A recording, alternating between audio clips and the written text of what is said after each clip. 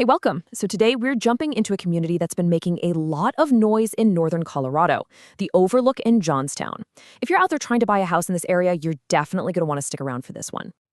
All right, let's just get right to it, shall we? The big question that's probably on your mind.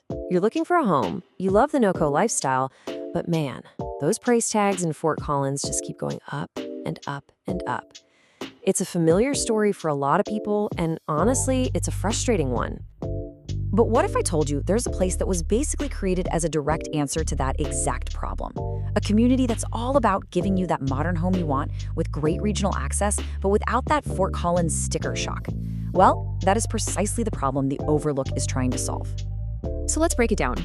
What exactly is the Overlook? What's the big idea here?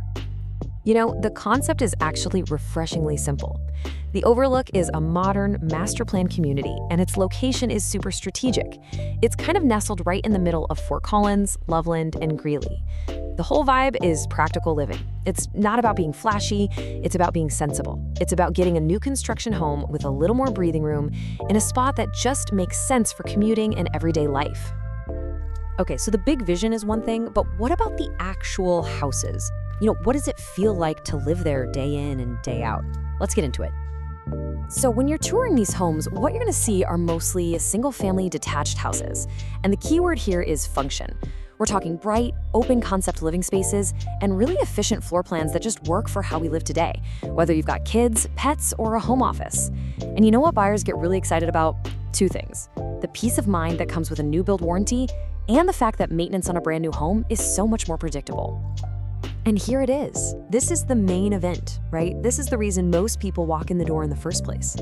The price point here is specifically engineered to be more approachable than what you're gonna find just a few minutes up the road in Fort Collins. It's really the core of what this community offers.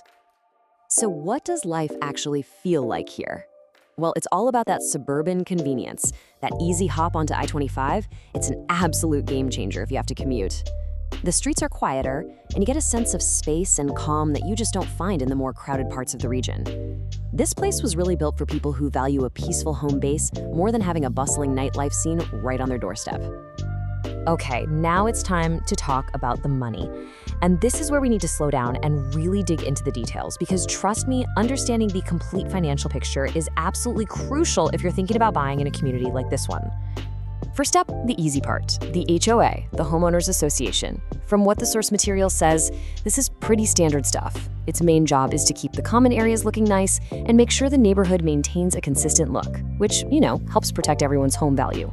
Pretty typical for new communities. No big surprises here. But the HOA, that's not the big conversation.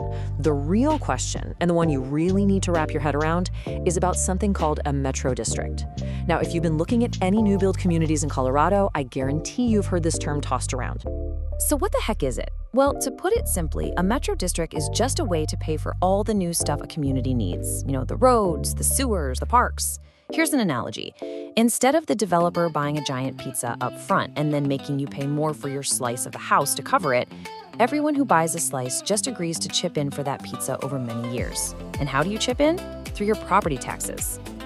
And this slide right here, this is the whole ball game. It is the core trade-off. It's like a seesaw, right? On one side, because the developer's initial costs are lower, the purchase price of your home can be lower, more attractive. That's the win today part. But on the other side of that seesaw, because you're paying for all that infrastructure over time, your property taxes are higher. And that can mean your total monthly payment is actually higher. And I love this quote from the source material because it just nails it. A metro district is not inherently good or bad. It's not a moral issue. It is plain and simple, a math and planning conversation. It's all about sitting down with a calculator and figuring out what works for your budget and your long-term goals. Okay, so taking all of that into account, the homes, the lifestyle, the unique financial piece, how do you figure out if the Overlook is actually the right place for you? This community really seems to hit the sweet spot for a few specific types of people. You've got your first-time homebuyers who are dreaming of that new build feel. You've got the folks who've been trying to buy in Fort Collins but just keep getting priced out. And then there are the people relocating for work who need that killer I-25 access. If a modern layout and the security of a new warranty are high on your priority list, yeah, you probably fit the profile.